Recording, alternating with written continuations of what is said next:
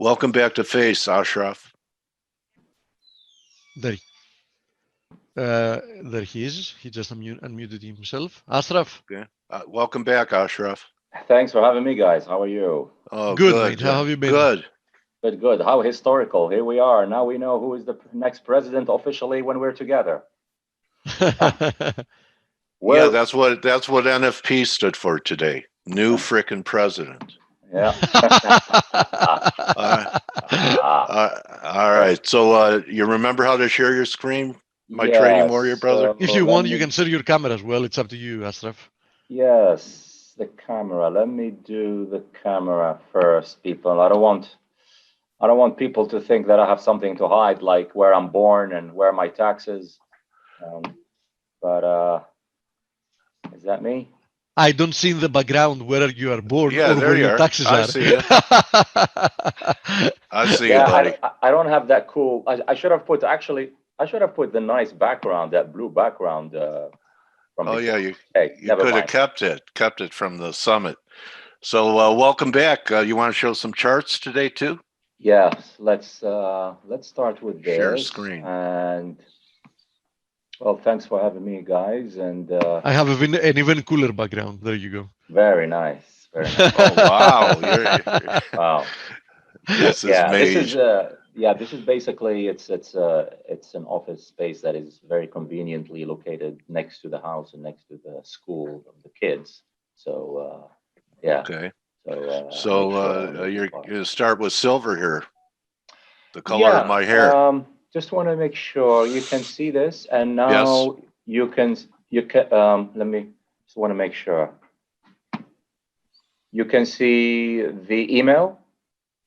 Yes. And now you can see silver again. And now you can see.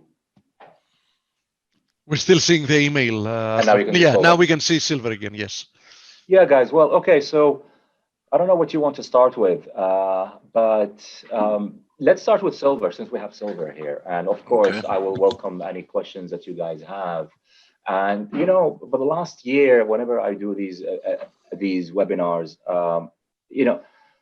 many years ago, we used to talk about a lot of the fundamentals and explain things into interest rate differentials and so on and so forth. But the more you're increasingly involved in the market and in trading, and you really have to commit to your technical analysis. But as you all know, guys, technical analysis is a huge university with many faculties, with many schools. People focus on price action. People focus on indicators, the bottom part of the chart. Some people don't go beyond 15 minutes.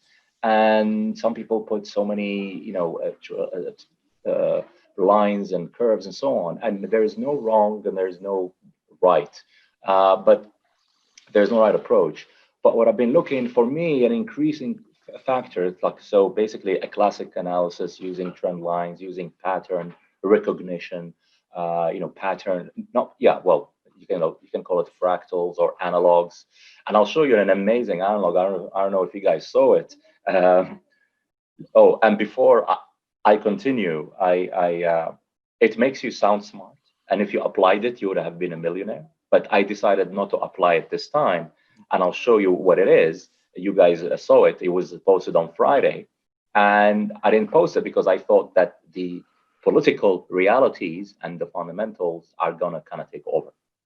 I don't know if you know which one I'm talking about. It's the one with the S&P and with the Dow and the VIX. And it did exactly the same the Friday before this election, the same thing it did the Friday before the 2016 election. And it was uncanny. Interesting. Actually, you know what? Since I'm sure some people are saying, stop talking about it and start showing it. So let's just show it. And this is an example of a fractal or an analog. It is actually an analog, but I'll just show you what I mean by that. So let me just show you this, and I'll run this by you guys. And so let me just. Because Ashraf, I remember 2016. I stayed up that night, and futures went limit down after President Trump was elected, and then Carl Icahn left the party and went and bought $1 billion worth of futures. And, you know, I really can't remember S&P's limit down. I think that was the only time I've ever seen it. And I went to bed thinking, well, you know, it's going to be an ugly morning. Came in and it was almost unchanged on the day. Well, so, okay, here we go. You see, Dale, it didn't. Well, that rally, that decline when he was pronounced the winner, Trump in 2016, the decline in gold, the rise in gold, and the decline in the rise in the dollar, and the fall in the stock market lasted, I think it was 8 minutes or 9 minutes. Okay. A huge turnaround. But let's just focus on this, because. And you know what? I'm going to take this off, because if I leave it, whatever I say, people are not going to listen to it. So I'm going to put something boring like this, okay? Because I really want people to get my attention before I show the chart. So the chart is going to be huge and it's going to be revealing. But Dale, here is the thing. It shows that if you went through this analogy, you would have basically made made money, and it's an uncanny copy and paste of the same pattern 4 years later. Okay. Now, you know, as well as I do, as well as most of the listeners do, that we have been fed in our brains in the last 3 months that usually the October before the elections is one of the worst months, and November is a good month, right? Yeah. But what part of November? So it's the part after the elections, and I'll show you this now. Did you ever hear that the bears feast on Thanksgiving and the bulls on Christmas? Yes. I mean, us older guys know these expressions that don't work anymore. Yeah. Or maybe the Super Bowl indicator. Oh yeah, that's another one. Yeah. Okay. Which I still pay attention to it, but I'm not going to share that. It's a secret. It's just between you and me. Don't make sure nobody else hears it. All right. But let's look at this. And this is and the reason that I'm showing this, guys, is just to show you that these things, they work. And I'm going to show more examples, and hopefully we'll have more time. I should have more time. Actually, I have an interview in 30 minutes with an Arabic channel. So I'm going to make sure I'll wrap this up soon. But here is what it is. So basically, let's just focus on the lower part, okay? The lower left. So the lower left was the Dow, okay? So the lower left was the Dow on last Friday. So the Friday before the elections. And as you can see, it fell sharply, okay? It fell sharply, but it stabilized at the 200-day moving average, which was at 26.2. And it did the same thing, and it stabilized in July 2020. And this is very similar to the 2016 election. You see this? This is a daily chart. Can you see that? So this is a series of like 10 or 11 consecutive declines in the Dow that stopped on the Friday before the 2016 elections, because the elections on Tuesday, November 16, were November the 8th. So basically, and then you had a rally and you never looked back, right? But look at the VIX, and this is something for people, if they're using analog, if they're using fractals, or they're using recurring patterns, it's, you know, on a certain market, have them recheck it on a market that is highly correlated, like, you know, the Dow and the VIX. So let's look at the same thing. So the Friday, so this is 2020. This is 2020 here, the VIX, upper left. And so you spiked, you came down, and then you went down, and then you spiked in into October 30th. And where we are today, we are at 26 or 25. And this is the same thing, and this is today. This is 2016. This is 2016. Right. The Friday before the 2016 election, and look how uncanny it is, Dale. It's really a nice analog. Really good look. Excellent looking historical analog. And look at this high in the VIX, Dale. The high in the VIX is higher than the high of September. The same thing as this year. The high of the VIX is higher than the high of September, but lower than that of June. And it's uncanny.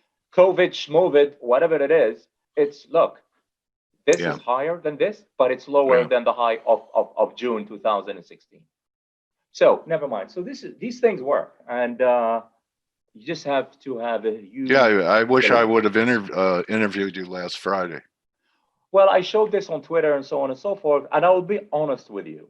People are going to say, Ashraf, did you make money going? Did you put a blindfold? Did you put a blindfold and buy Dow? And well, I'll tell you what I did. I closed my shorts on Friday. Okay, and we have a WhatsApp group. We have a very active WhatsApp group where I was telling people on Friday, because listen, here's what happened on Friday. Let's look at the Dow. So this is the VIX, right? Yep. So this is the VIX right now, and I was telling people, don't get too excited with the Dow on Friday. Let me just bear with me a second, please. Bear with me a second. You know, using that information to cover a short with the potential, having that knowledge of the analog, so you didn't reverse. I mean, when I come out of a position that works, and if I hadn't have come out of it, I would have given it all back, is a victory to me. Absolutely. Thank you all very right, much. so people are going, well, you know, you didn't reverse. Thank you. Okay, so you know what I say, Ashraf, to people like that? Yeah. I don't expect perfection at the crap table. Yeah. Okay, and they're looking for a reason for that you did not perform. Yeah. People that would ask a question like that. Dale, here's what I'm going to do. This is the Dow chart, and I'm going to end it. I'm going to end it on the 29th of October. Okay. And obviously the 29th. No, I'm going to end it on the 30th because it was a Friday, right? Right, Halloween, right before Halloween. Yeah, because it's the last Friday before the election, right? So I'm ending the chart here, and so I'll tell you what happened is that just want to take you to as things happen. And I'm going to talk about the dollar, very, very important later on. But basically, and then we have the WhatsApp group here. I don't know if you can see it. And this is basically what we tell people, you know, be careful, get in, get out, and so on and so forth. And this is what we tell them about Friday. So look at this. Dale, listen, if you're any human being who was in this Dow candle, and we saw this basically this gap, and he sees this, 80% of the people who are listening, if they shorted, okay, if they shorted here at 27, okay, on Wednesday, and they made 500, 600 points, and they made money, right? Even though you tell them that, you know, that definitely it will stop at 26.2, many people are going to try their luck. And you know what they're going to do? They're going to try to retest this, and they're going to say, you know what? I see 26.180. Let's do one more. Let's do one more. And then they end up being stuck. So this analog enables you to either, like you said, you close your shorts early, or you give it all back. Or you give it all back, or you start opening longs here, let's say at 26.5, much too early, and then you get nervous here, but then the market respects it. And so for me, I'll tell you what happened. And here I'm going to update the chart now. I'm going to make it current. And this applies for FX a lot. I know the guys are predominantly FX, but so basically, and this is how beautiful this is, all right? It respected this, okay? So this was the 200-day moving average, just like in July. And in 2016, last time it touched 200-day was in July. It's crazy. So never mind. So, and here is what is happening. And then you see this series, this gains of the Dow. Basically, it's very similar to what we had in 2000. 2016. Sorry. However, I do say, I'm going to tell you what, we issued a short yesterday in the Dow, and I will run you through the analysis at 28.4. So enough of this pattern stuff, enough, let's just change the, let's change the channel and channel, so to speak. And just in terms of, if you're trading Dow or S&P, when you look at gaps, when you look at the gaps, I recommend looking at the pure cash chart and not because using it closes. the future. Because Sorry? it closes. Absolutely, absolutely. Thank you very much. Because it closes, because it is not continuous, because it closes. And I am in Europe, and a lot of people who follow me, and they trade the CFDs, they trade the rolling cash, they trade where the market is open 23 hours. So there's always a price, except for that hour between cash and the futures, and there's not really gaps. There are some gaps sometimes, yes, but if you look at the cash, and as I'll run you through this, is that if you look at the pure cash, you will see a great example, and I'm not going to spend a lot of detail here, but just to show you, in trying to figure out where on earth the high is going to be, or let's just look actually what the, let me just look what the futures is in the Dow, 473. Okay, so it's 480. Okay, so basically, the idea is that let's go through this high. This is the September 2nd high, Dale, of the Dow, and then September 3rd. And if you remember, for the FX guys, September 1st or September 2nd was when the euro went to 120 all the way, and then he said no mas, and then he came down. And we actually had a short because 20 minutes after it hit 120, there was a gravestone doji, and we went short the euro dollar. But look at, let's just look at this, at the Dow. So there is a famous, the famous February gap here, okay? The February down gap, which is basically February 21st. The high obviously was February the 12th. Some people said the 18th, but it was the 12th. And then we start coming down. And then we have February 21st. It was the 20th, it was a Friday, and then we had a gap. The important thing about the boundaries of gaps, they become the levels of resistance and support. And so if you look at this, here on August the 27th, the market officially re-entered the gap. And when you enter gap territory, then your resistance could be up to all the way to the bottom, to the top of the gap, right? So this means that you fill it. Absolutely, absolutely. So you can go up and you can go long, and you can put your take profit just below the bottom of the gap, i.e. the beginning of the gap, i.e. before it is considered filled. And if we break above this level, so just trying to tell you what is this level. A lot of people who were anticipating this this webinar were expecting me to talk about yield spread and yield differentials in Germany and the 19th century, because they say Ashraf knows a lot about history, but I'd like to surprise you. I'd like to get into the mundane topic of gaps. So yeah, it's called gap analysis. Actually, that was an island top, if you want to talk gaps, back there in February, because we gapped up into about 8 trading days and then gapped down. It left like an 8-day island top. See the gap up and then the gap down? That's called an island. And no man is an island, Ashraf. Yeah. I wonder if Trump is going to find his island now or not. But I was recommending the Isle of Elba. So he could commune with Napoleon. What do you think? He actually ran away. I think he left or he ran away from it, and then he went back, and then he died there or something. Oh yeah. He couldn't say that.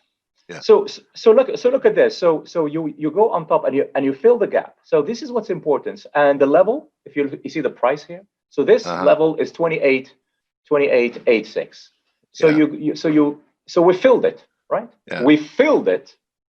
It is, so people are saying that's it. Oh my God, we're going to go to a new high. But you always have to be, and here is where you have to be suspicious. And you say, are we going to get a false break? Are we going to get a false break? You have your job. It's your money that you're using. It's not anybody's money.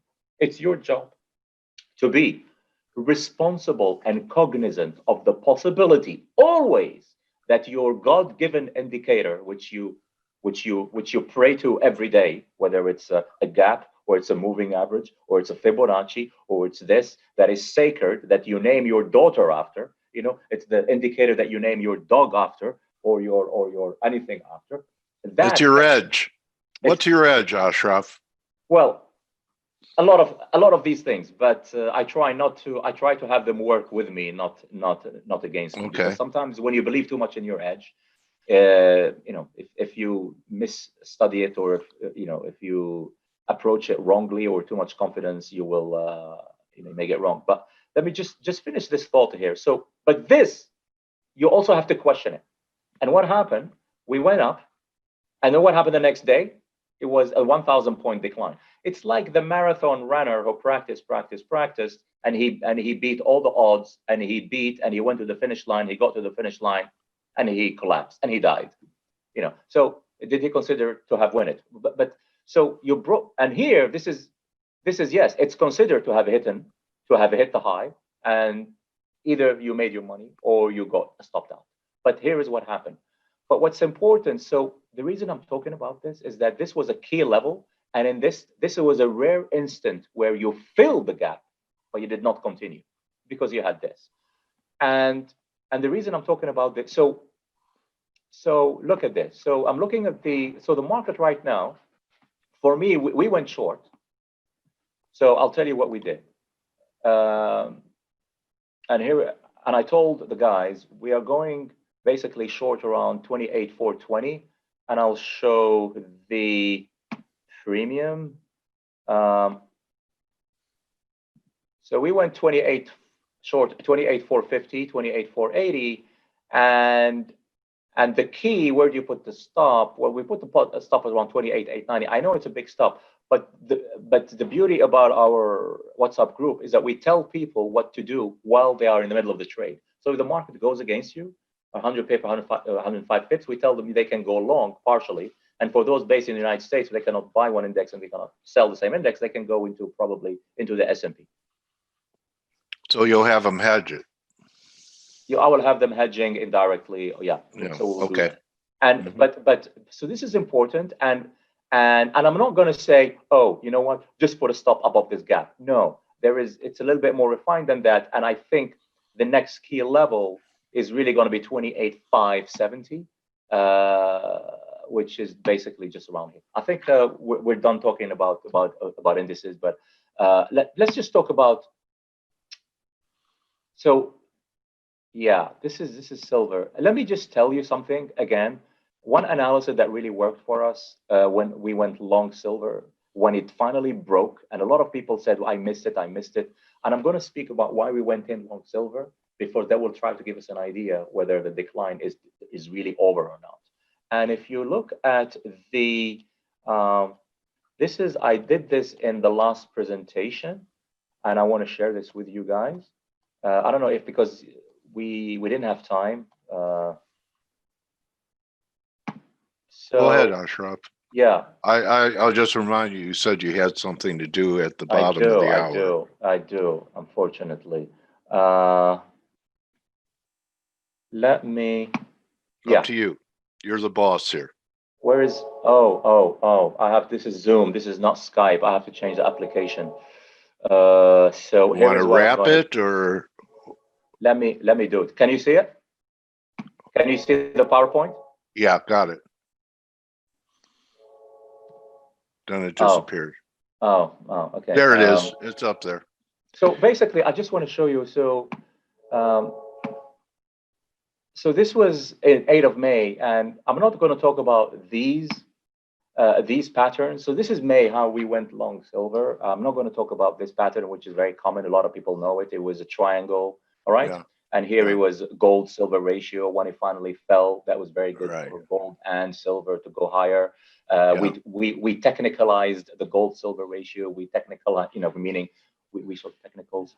It was beautiful, blah, blah, blah. But there was something additional, okay? Because these things, these triangles, they can give you false signals and so on. You're not sure whether it broke. But this was something, and this is Dale Pinkert. This is called combining, synthesizing the analogs with the moving average. And it's this. So basically, if you look at this, you will see that the daily silver, the 55-month day moving average, the 55-day month, the 55-day moving average in silver. Yeah. Once silver breaks above the 55, every 6 months, it takes off. Okay. And when it was touching it, it was at 1545. Okay. It was at 1545. Yeah. And this is and I'm going to go into the live chart. And this is the before chart. This is May 8th. And this is the after chart. Yeah, nice. And the RSIs are, and this is another approach. This is called an analog, basically the same idea that happened here. And you don't have to take my word for it. Just look at the live chart. So basically, so it was here, the 55 here, okay? And then we broke it here in December. Just focus on the purple, okay?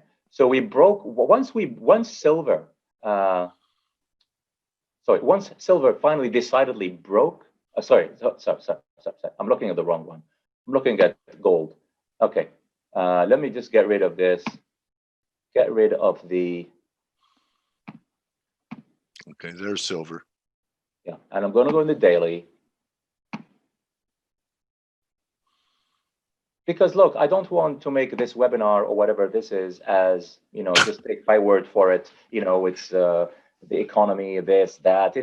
Listen, we stopped looking at fundamentals after March, after April, when the Central Bank of the United States is an almost level playing field with all the major central banks in who can, who will pump in more. When you have the RBA and the RBNZ and the BOE every 3 weeks, we're going to open the door to zero rates. Oh, we're closing the window to zero rates, but we're opening the roof to zero rates. And it's like yada, yada, yada. And this is the new approach to try to affect FX or yields by saying how close we're going to be to looking at negative rates or how deep we're going to go into negative rates and so on and so forth. But let's just focus on the prices here. So here's what I'm talking about, Dale. Look at this. You see this? Yeah. These vertical green lines are the lines when silver went above the 55 day moving average. Okay. And I will let you look at it. Take a minute. Here. Take a second. Some nice signals. We broke and we took off. Yeah. We broke and we took off. So this was December, and you can see May, December, June, roughly 6 months, and I can take you back and back. And we recently just crossed above it. Thank you very much. And how many months later? So what is this? This is May. May plus 6 is what? October. Well. No, November. Yeah, November. Yeah. So is this it? Does this mean that the 6 month? And if you think this is magic, this is voodoo, this is uncanny, this is tea leaves, this is, oh, I didn't go to school to have 4 MBAs and 1 PhD for this guy to come and tell me about gaps and about 6 month moving averages. My kid could have learned that. Okay, fine, whatever it takes, So, but this is something huge. And now let's back it up with the gold to silver ratio, and then we're going to go into silver. So it's basically and then some people says, oh wait, Ashraf, I'm not convinced. There is a trend line resistance. Well, I'll tell you why we could be convinced, because let's go at the DXY. In the DXY, there was an important 92.70 level, and it seems that we broke it. Okay, 92.70, it was left shoulder, right shoulder, and we broke it. Gold to silver ratio, gold to silver ratio. Usually, if it goes down, then it's good for gold and it's good for silver. And if gold silver ratio, if I'm going to show you to you right now, if it broke key technical levels and it's going to continue, that's very good for gold and very good for silver for the dollar. So let's look at it. We're still trying to save F.A.C.E, F-A-C-E. Okay, so this is gold silver ratio. So one school of technical analysis, we broke the daily trend line support for the RSI. The other school of technical analysis tells you that you've got some sort of inverted head and shoulder. This is a small shoulder, not very convincing, not very durable, but this is a head. And this is a right shoulder support, which coincides with what, Dale? With the 55-day moving average. Yeah, right there. So as far as the metal situation, so we've broken the first support. We've broken this support. We are now trying to save one of the all-important support, which is this baby here and this baby. Yeah. So in English, a close below 76 or 75 would be pretty bad for the dollar. And why did I say the dollar? Because, you know, whether you want to know whether the dollar is pushing higher or lower is you look at the euro, you look at maybe gold, you look at, but silver, it's the all clear sign. It's the sign that says, listen, I am silver. Once you see me rallying and leaving everyone behind, there are no more doubts about dollar weakness. So what does this imply? The break of support, retest of the lows or new lows in your view? Listen, I could be an analyst and I could give you yes on yes, blah, blah, bit, but on the other hand, and I can say, well, let's look at the weekly and let's look at this, and I will go around you and left, and then you don't know where you are, and then you wouldn't even be sure whether I've gave you an answer. No, or I would know. I would know. I've done 1,000 of these. Or I'll give you a write-off. I think. All right. I think silver. I think silver is going to go back towards the 28. The gold silver ratio is definitely going to go back towards 70. Euro is going to go definitely towards 121, and I think gold is going to go back towards 2050 first of all. But it's going to take a while. It's going to be a very messy road. Not if you want to talk about the fundamentals, not just because Trump may give some surprises. It's not about Trump. It's about the road to this all clear road, and it's not about Georgia. It's not about whether the Dems will be able to get the Senate. There is a small chance they will get the Senate if the two runoffs in Georgia in January, if they fall to the Democrats, and Kamala Harris or Kamala will be able to vote also for the Senate, then she will tip the balance, and then we will have a blue wave. So we will have the blue wave, and if we will have the blue wave, then that would be the dollar would be the sacrificial lamb. I'm not. Yeah, so that's the theory, and and I'll listen. I'll ask your opinion, and that's what everybody was saying. It will be the Democrats will go for the jumbo stimulus, jumbo stimulus. Taxes will go up. The market will go up. But what would happen to yield? And if yields push higher? Now, I know there's some gold bugs who said it's a reflationary trade. It will be good for gold. But and I'll show you, and I'll show you this chart. And here's a chart that I like to watch, to have a look at. Yeah, I have an interview with CNBC Arabia, and they usually do them on Friday. It's supposed to start in 8 minutes. But when I told them that I'm speaking with Dale, they said, "Oh, what, you mean Dale Pinkert?" Oh, yeah. Yeah. And they said, "Oh, well, we could wrap it here. We could wrap it here so you could prep. You know what I really respect about you, Ashraf, besides your insights and experience, is that you still have the same passion and energy for this business after all these years of being a veteran. And, it's not easy. A lot of people burn out after being in this for a long time. I know I've gone through those periods, but I've never seen you without energy and conviction and passion about what you do. So, so why don't we show your first slide so that people know that they could follow you and look at your service, take up your service, and work with a guy who I appreciate that. Let me, Yeah, if you guys have questions, oh wow, there's like 26 chats here. Oh boy. Yeah, you have to get going. But no. I just want to show them a few things. This is an important thing. No, guys, you know, these guys have been doing this for. People are making, each time people make a comment, they have the word Ashraf and coffee in the same. I wonder what they're talking about. But okay. Let's just go here. Okay, here, this triangularity you need to look at. Okay, this is the dollar. Yeah. Okay, so it's that inverted head and shoulder which we seem to be breaking. All right. Right. And Dale, the yellow is gold, and this is yields minus